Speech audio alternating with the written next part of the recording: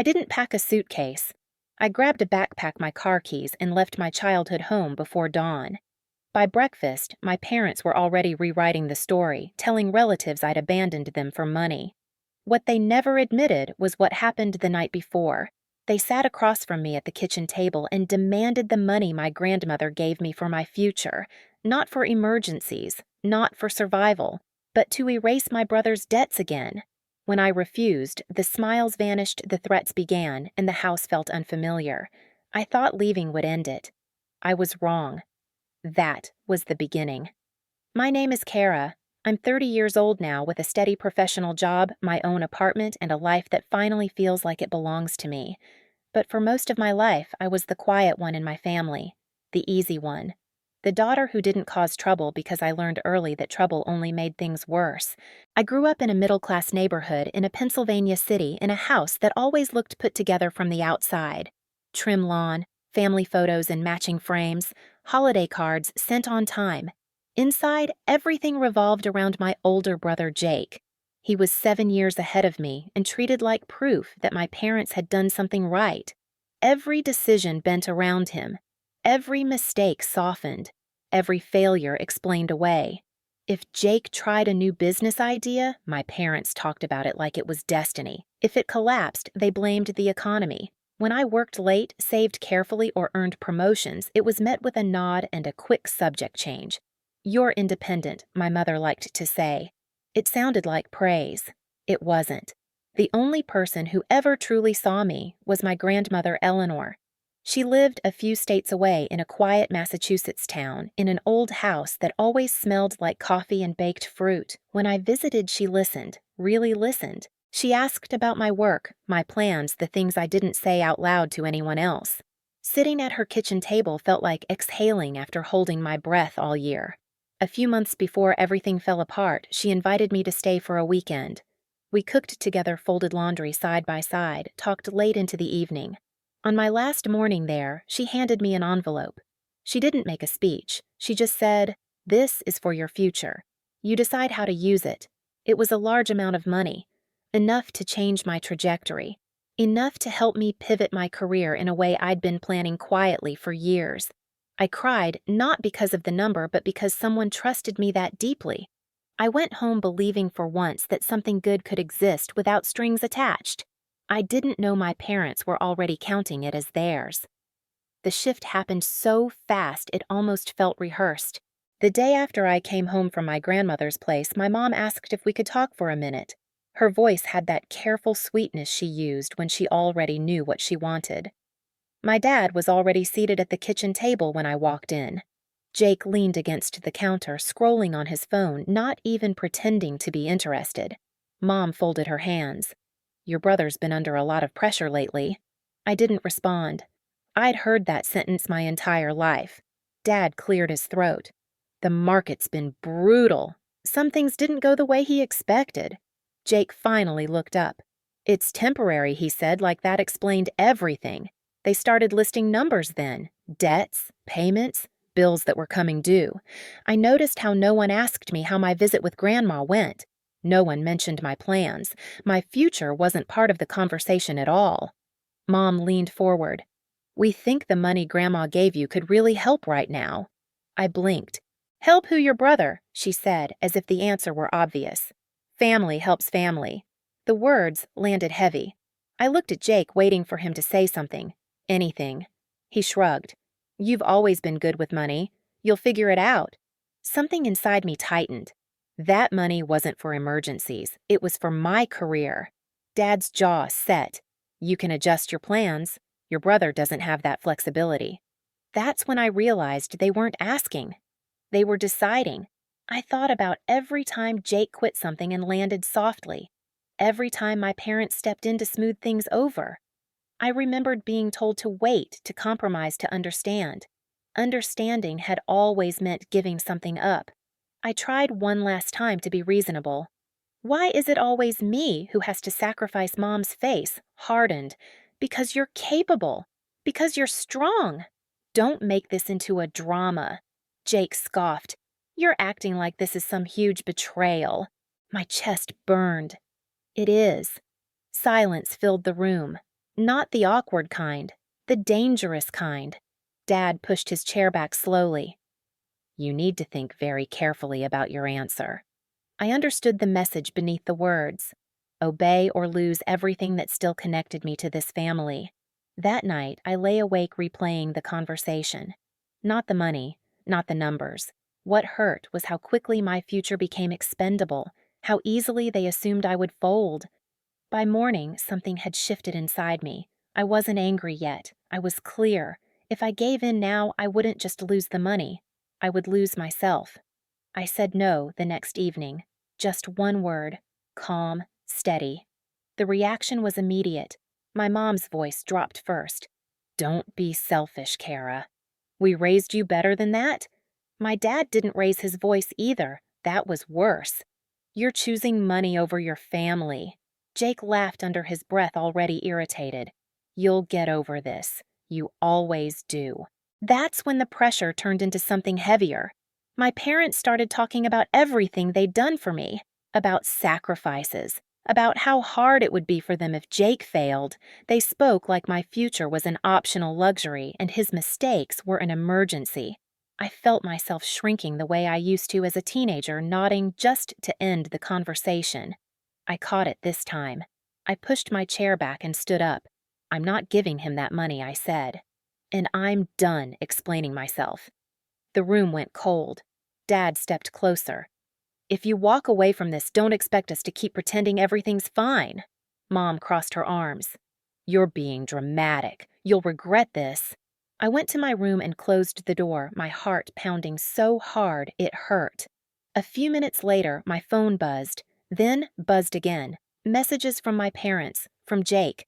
Guilt layered over threat. Love twisted into obligation. I sat on my bed and stared at the walls I'd grown up staring at, covered in photos that never quite felt like me. I realized something terrifying and freeing at the same time. They weren't upset because they loved me. They were upset because they couldn't control me. I waited until the house went quiet. No shouting, no slammed doors. Just the hum of the refrigerator and the distant tick of the hallway clock. I pulled a backpack from the closet and packed slowly. Clothes, documents, my laptop. The envelope from my grandmother stayed pressed flat between notebooks. Every sound felt louder than it should have been. The zipper, the floorboard I avoided instinctively. The click of my phone as I turned it off. At the front door, I paused. For a second, I wondered if anyone would notice. If anyone would stop me. No one did. The night air hit my face like a shock. I sat in my car with my hands on the steering wheel, shaking, breathing through it. I wasn't running away. I was choosing myself for the first time. I drove without a destination at first. Just distance. By the time the sun started to rise, I knew exactly where I was going, and I knew there was no going back. I didn't tell anyone where I was going, not at first.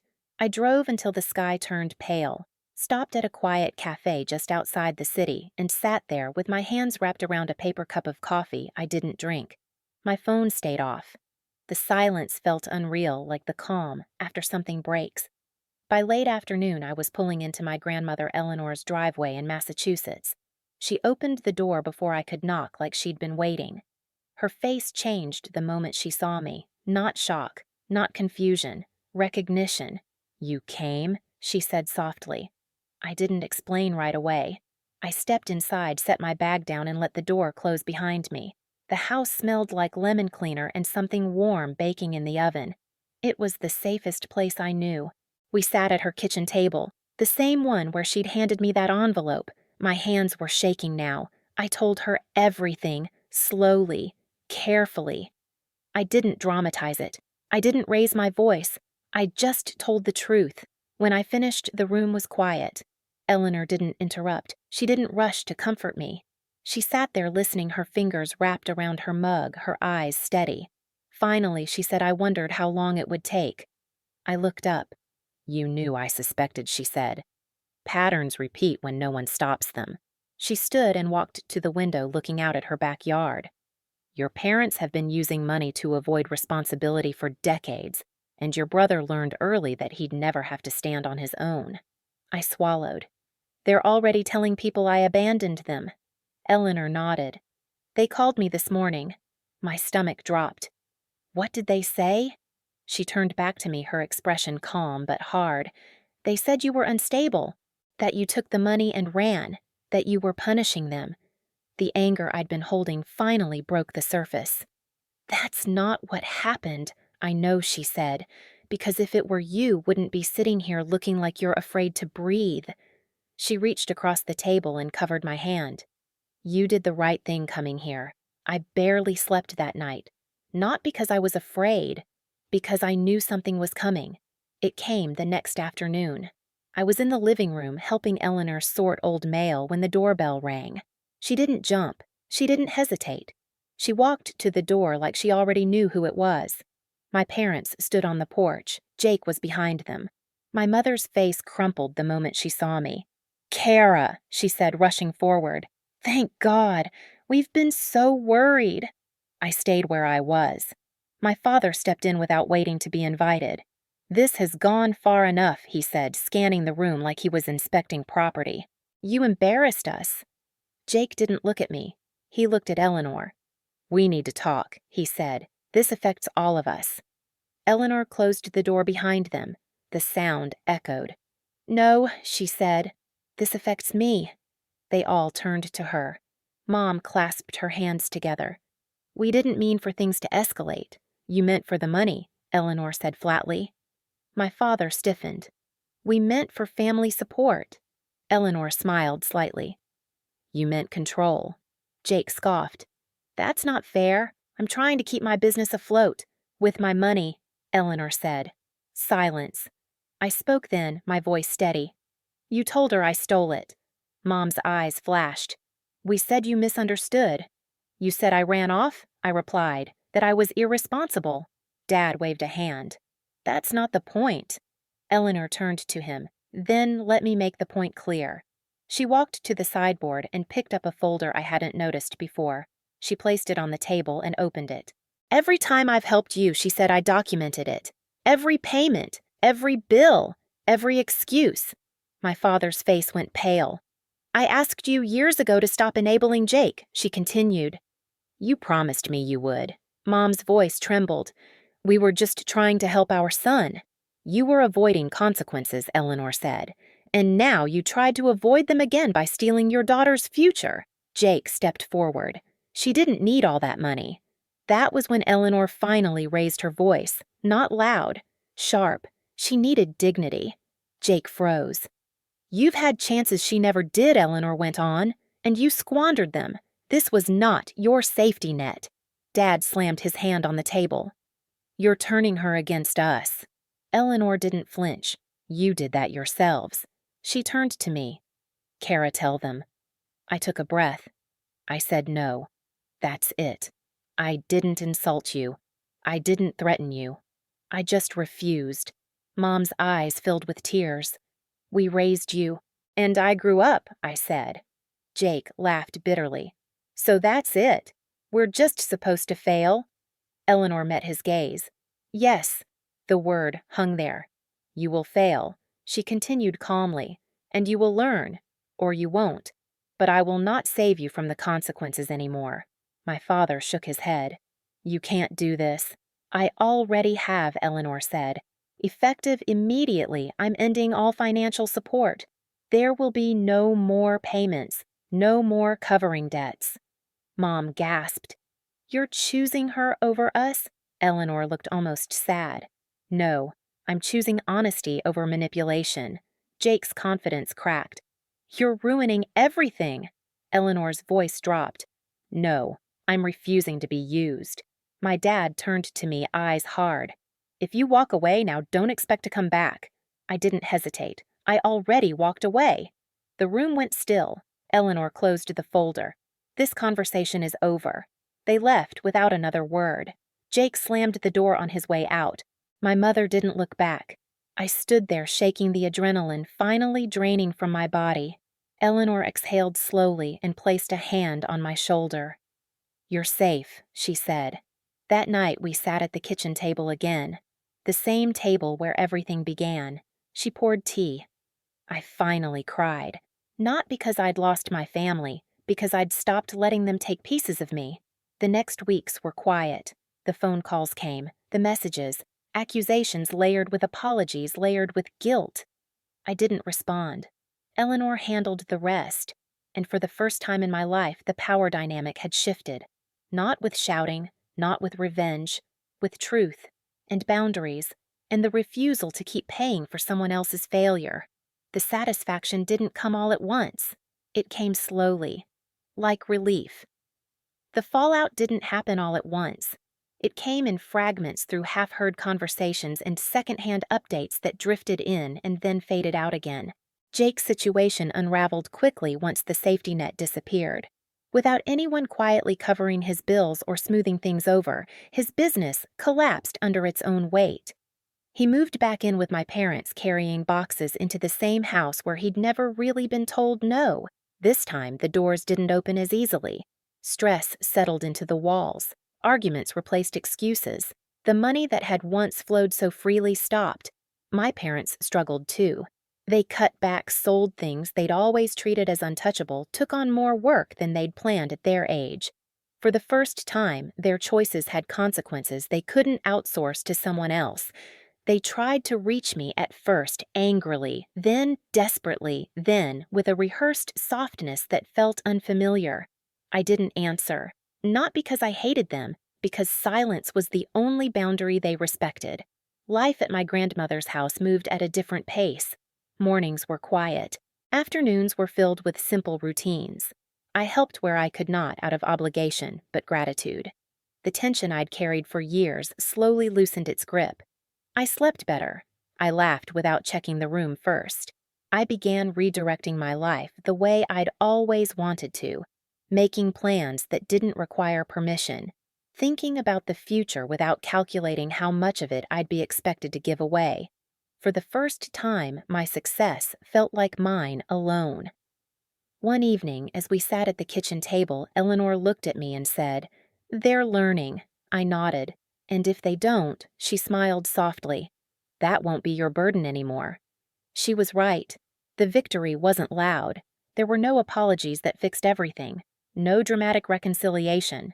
Just distance, clarity, and the quiet satisfaction of knowing that choosing myself hadn't destroyed my family. It had simply ended the illusion. And that was enough. I used to believe being a good daughter meant shrinking myself so everyone else could stand taller. I know better now. Setting boundaries didn't make me cruel. It made me free. Walking away wasn't abandonment. It was survival. If you're listening to this and feeling that familiar knot in your chest, the one that tells you you're always expected to give more, hear this: love that demands your future isn't love, and choosing yourself doesn't make you selfish. It makes you honest. If this story resonated with you, share your thoughts in the comments. I read them, and if you want to hear more real stories about family betrayal and reclaiming your life, hit subscribe so you don't miss the next one.